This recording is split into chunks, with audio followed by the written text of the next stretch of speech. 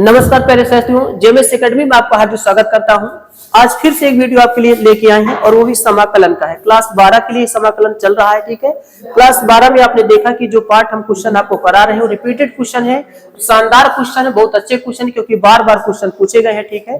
आप चाहे जितना भी सेट उठा के देखें अनसॉल्व का क्वेश्चन आपको बार बार रिपीटेड मिलेंगे और दावा एक क्वेश्चन बार बार पूछे जाते हैं, ठीक है। वही क्वेश्चनों को आपको करा रहे हैं जो क्वेश्चन एग्जाम के लिए आपके बहुत महत्वपूर्ण क्वेश्चन है, क्योंकि समाकलन एक भंडार है, क्योंकि ए से जेड तक अगर देखा जाता है तो बहुत बड़ी वैल्यू होता है। तो हम उन्हीं क्वेश्चनों को चुन के आपको करा रहे हैं जो क्वेश्चन बार बार पूछे जाते हैं। 5-5, 6-6 नंबर का क्वेश्चन, 8-8 नंबर का क्वेश्चन दोस्त पूछा जाता है। तो क्वेश्चन आपके सामने यहाँ पर हम लेके आए, क्वेश्चन को देखेंगे, समझेंगे और लगाएंगे, ठीक है।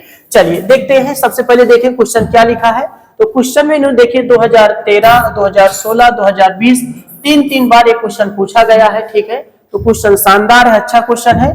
देखेंगे इंटीग्रेशन हमारे पास साइन में x माइनस अल्फा और बटे में आप देखेंगे कि साइन x प्लस आपके पास अल्फा इंटू आपके पास क्या है dx।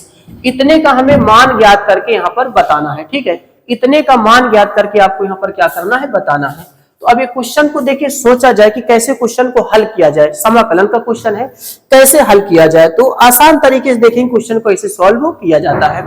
तो यहाँ पर दोस्त सोचने वाली बात है कि ऐसे कौन से चीज को हम टी माने जिससे कि हमारा कुछ हो पाए, आगे सवाल को प्रोसेस को हम बढ़ा पाए। तो ऐसे कौन से शब्द को टी माना जाए। हमने कहा यार कि ये जो x प्लस अल्फा लिखा है, तो x प्लस अल्फा को आप क्या करें, यहाँ पर आप टी मान लें, ठीक है।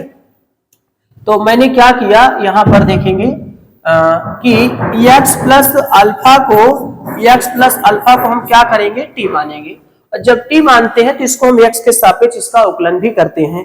जब x के सापेक्ष अवकलन करते हैं, ध्यान दीजिएगा, एक बार आपको बता दें दोस्तों, जैसे ये x प्लस अल्फा बराबर टी लिखा होता है ना, जब इसको कहा जाता है कि x के सापेक्ष अवकलन किया जाए ना, तो आप क्या करते हैं, डी बाई डी एक्स लेते हैं। और ये x प्लस अल्फा है और साथ में इधर dt बाई कितना हो जाता है, dx। उधर भी x के सापेक्ष अवकलन होगा। जब x के सापेक्ष अवकलन किया जाए तो दोनों तरफ d बाई dx लेते हैं, ठीक है। अगर t के सापेक्ष किया तो d बाई dt लेते हैं, थीटा के सापेक्ष किया जाए तो d बाई d थीटा लेते हैं। तो अभी देखिए इसमें ब्रैकेट तोड़ेंगे तो d बाई dx भाई x आएगा और d बाई dx यहाँ पर कितना आएगा, अल्फा। इधर हमारे पास कितना बचेगा, dt बाई आप कहेंगे dx बचेगा। देखिए आपको x के सापेक्ष अवकलन करना है तो आपने दोनों तरफ d बाई dx लगा दिया। उसके बाद आपने देखा कि d बाई dx से एक बार इसमें ब्रैकेट तोड़ा, एक बार इसमें ब्रैकेट तोड़ा। अब यहाँ पर देखिए कि d बाई dx x की वैल्यू दोस्त 1 होता है और यहाँ पर अल्फा इसमें कोई x नहीं, तो इसका वैल्यू कितना हो गया, 0 हो गया। तो हमारे पास dt बटे कितना बचा, तो आप कहेंगे dx बचा। अब 1 प्लस 0 कितना आएगा, 1 आएगा। तो 1 तो dx बराबर कितना आ जाएगा, तो आप कहेंगे dt आएगा। तो ऐसे इसका अवकलन होता है। लेकिन अगर इतना लॉन्ग मेथड आप लगा देंगे तो क्वेश्चन को गलत माना जाता है भैया। इसलिए यहाँ पर, क्योंकि देखिए ये समाकलन कब पढ़ाया जाता है, जब आप अवकलन पढ़ चुके होते हैं तब। तो इतना तो आपको पता होना चाहिए दोस्त कि अवकलन कैसे किया जाता है, ठीक है। फिलहाल हमने आपको समझा दिया कि अवकलन इसका कैसे किया जाएगा, ठीक है। तो देखते हैं, सबसे पहले समझते हैं, हमने बता दिया आपको। तो इसका जब हम देखेंगे तो हमारे पास dx बराबर आप कितना आएगा, तो आप कहेंगे dt आएगा, ठीक है। ये कर दिया मैंने। अच्छा, उसके बाद यहाँ पर देखेगा आपके पास इंटीग्रेशन साइन हमारे पास x माइनस अल्फा है, बटे में आपने इसको कितना माना है, तो आपने कहा कि आपने इसको साइन t माना है और इंटू आपके पास क्या है, dt है। चलिए, तो आपने देखा दोस्त कि आपने dx के स्थान पे यहाँ पर क्या रख दिया, dt रख दिया और x प्लस अल्फा के स्थान पे आपने क्या रख दिया, तो आपने कहा कि t रख दिया। लेकिन ये आप बात बताइए कि मुझको जिसके सापेक्ष समाकलन करना है, मुझको t के सापेक्ष करना है, तो यहाँ पर तो ये भी t है लेकिन ऊपर वाला भैया x में ही है, तो समाकलन नहीं हो सकता। तब क्या करें, तो हम ये सोचते हैं कि आपको कुछ ऐसा किया जाए कि ये भी फंक्शन जो x है ये भी क्या बन जाए, t बन जाए। तो ऐसी स्थिति में जब केस फंस जाता है तो जिसको t माने होते हैं जहां पर, वहीं से आप वैल्यू निकाल लिया करें, ठीक है। तो यहाँ पर हम क्या करते हैं, देखेंगे x को अगर रोकेंगे तो अल्फा उधर जाएगा तो t माइनस क्या हो जाएगा, अल्फा। तो यहाँ से मैंने x की वैल्यू निकाल लिया, ठीक है। अब इस वैल्यू को हम क्या करेंगे, पुट करेंगे, ठीक है। वैल्यू को क्या करेंगे, पुट करेंगे, ठीक है। चलिए इसको हटा देते हैं थोड़ा से, ये आपको हमने समझा दिया है। तो अब हम क्या करेंगे दोस्त के देखेंगे कि अब हम वैल्यू को पुट करेंगे। यहाँ पर देखेंगे तो इंटीग्रेशन आपने देखा कि साइन, और देखिए यहाँ पर x है तो x के स्थान पे t माइनस क्या होगा, टी माइनस अल्फा, तो पहले से अल्फा है, और बटे में आपने देखा कि साइन टी, और आपके पास क्या आएगा, डी टी आएगा। तो इंटीग्रेशन, और आपके पास साइन टी माइनस का 2 अल्फा, और बटे में आप ये देखेंगे साइन टी और इंटू कितना आएगा, डी टी आएगा। ठीक है, ये बात बन जाती है।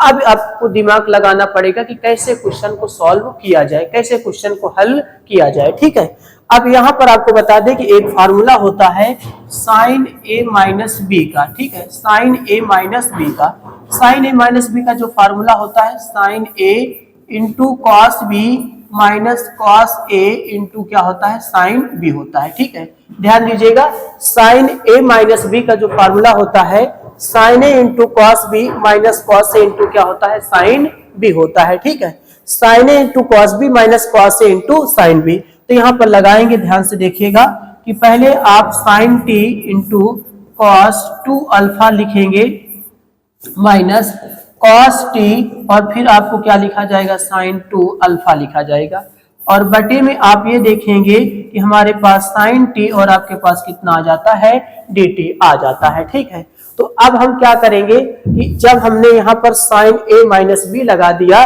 तो यहाँ पर sine into cos B minus cos A into sine B. तो अब क्या करेंगे कि ये फंक्शन बटे ये और ये फंक्शन ये बटे क्या कर देंगे, हम अलग कर देंगे। ठीक है, तो चलिए देखते हैं। तो क्या करते हैं, देखिएगा, साइन, देखिए थोड़ा सा यहाँ पर देखिए, तो इंटीग्रेशन देखेंगे कि साइन टी और कॉस 2 अल्फा और बटे साइन टी और इंटू डी टी अलग कर देंगे, और आपने देखा कि फिर cos T into sine 2 alpha बटे आपके पास साइन टी इंटू आप डी टी अलग कर देंगे। ठीक है, फिर से आपको दिखा देते हैं दोस्त, यहाँ पर ध्यान से देखिएगा। आपको हमने कहा कि ये साइन टी कॉस 2 अल्फा बटे साइन टी अलग कर देंगे, कॉस टी साइन 2 अल्फा बटे साइन टी को क्या कर देंगे, अलग। देखिए अलग जब कर देते हैं ना भैया, देखिए इनके हर बराबर तो अंश आपस में घटेगा, तो फिर वही हो जाएगा, और साथ ही साथ इंटीग्रेशन से मैंने क्या तोड़ दिया है, ब्रैकेट भी तोड़ दिया है। ठीक है, चलिए अब आपको पता है साइन टी से साइन टी कट जाएगा, हमारे पास कॉस 2 अल्फा और ये डी टी बचेगा, और यहाँ पर देखेंगे कॉस बटा साइन बन जाता है कॉट टी इंटू आपके पास डी टी, और हमारे पास साइन 2 अल्फा इंटू कितना आता है, डी टी आता है। ठीक है, अब यहाँ से आप ये देखेंगे कि कॉस 2 अल्फा को बाहर कर देंगे तो हमारे पास 1 डी टी आएगा, और यहाँ से देखिए क्यों बाहर कर रहे हैं, क्योंकि मुझको टी के सापेक्ष करना, और यहाँ पर अल्फा है, टी अचर राशि मानी जाएगी, इसलिए cos 2 अल्फा को बाहर कर देंगे तो 1 dt, और यहाँ से आप किसको बाहर कर देंगे, तो sin 2 अल्फा को बाहर कर देंगे, तो हमारे पास cot t इंटू कितना आएगा, dt आता है। ठीक है, चलिए तो हमें पता है कि cos 2 अल्फा इंटू 1 dt का कितना आता है, तो आप कहेंगे t आता है, और साथ ही sin 2 अल्फा रहने दें, और आपको बता दें कि दोस्त अगर integration cot x into dx है, इसका फार्मूला log sin x होता है। ठीक है, log कितना होता है, आप कहेंगे log sin x होता है, आप ये बताएंगे कि log कितना होता है sin x, और धन का कितना होता है c होता है। ठीक है, तो यहाँ पर आप ये देखेंगे कि हमारे पास log में और साइन टी और प्लस में कितना आ जाएगा, c आ जाता है। ठीक है, चलिए तो इतना इसका फार्मूला हो जाएगा। अब मुझे t की वैल्यू यहाँ पे रखना पड़ेगा, तो t की वैल्यू कितना था, तो x प्लस अल्फा था, तो यहाँ पर आपके पास x प्लस अल्फा, और आप ये देखेंगे cos 2 अल्फा आ जाता है, माइनस साइन 2 अल्फा और log साइन t के स्थान पे x प्लस क्या आएगा, अल्फा, और धन कितना आएगा, c। इस तरीके से आपका क्या हो जाता है, आंसर आ जाता है। ठीक है, तो आपने देखा कि क्वेश्चन को कैसे सॉल्व किया जाता है।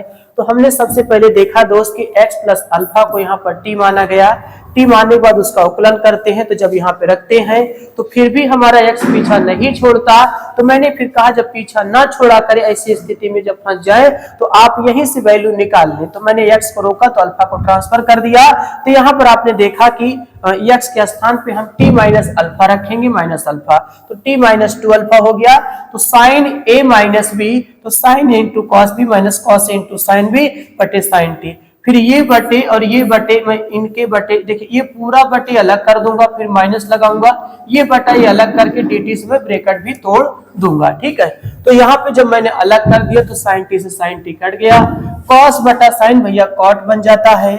और मुझे ये देखना है किसके सापेक्ष अवकलन किया जाता है, तो हम t के सापेक्ष अवकलन करेंगे तो cos 2 अल्फा को बाहर कर देते हैं, 1 dt बचा, यहाँ पर sin 2 अल्फा को बाहर कर देते हैं क्योंकि मुझे t के सापेक्ष करना और ये अल्फा लगा है, हटा देते हैं।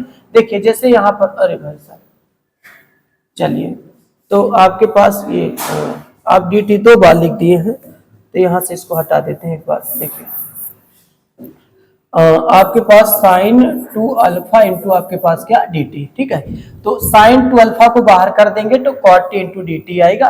और आपको पता है कि cot x dx का log sin x होता है, और तो भाई t है तो cot कितना आएगा, cot देखिए cot t, ठीक है, cot आपके पास कितना आएगा, cot t आएगा, तो log sin t प्लस कितना होगा c।